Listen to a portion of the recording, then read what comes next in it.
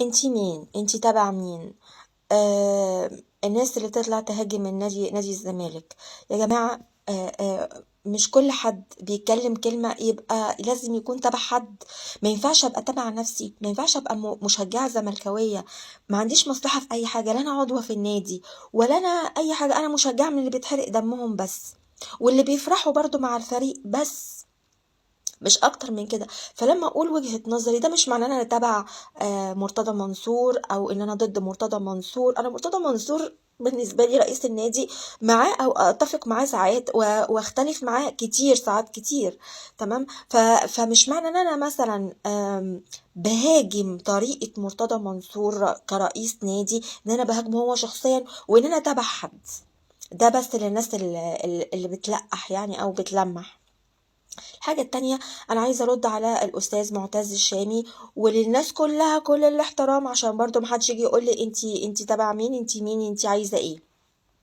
أستاذ معتز الشامي بيقول أنا ملاحظ إن في حاجة مش قادر أمسكها في الزملكاوية، إنهم زي ما يكون في فرقة. لا يا فندم، هو ما فيش فرقة.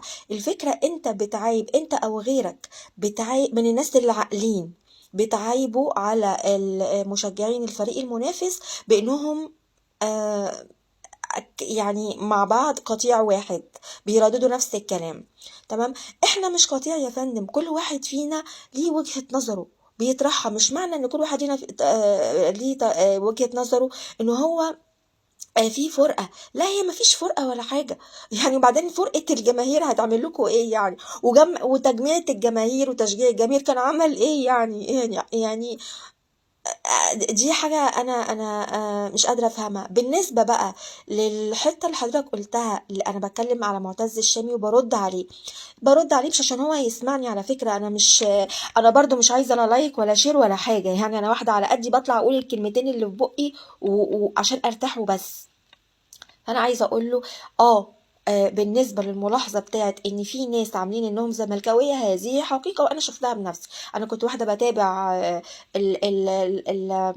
الصفحات وجروبات وحاجات زي كده، بطلت لاني حسيت انهم مش زملكاويه، واللي بيعملوه واللي بيقولوه واللي بينشروه ضد الزمالك على طول الخط. فانا بس كنت عايزه بس اعلق التعليق دوت وبس خلاص.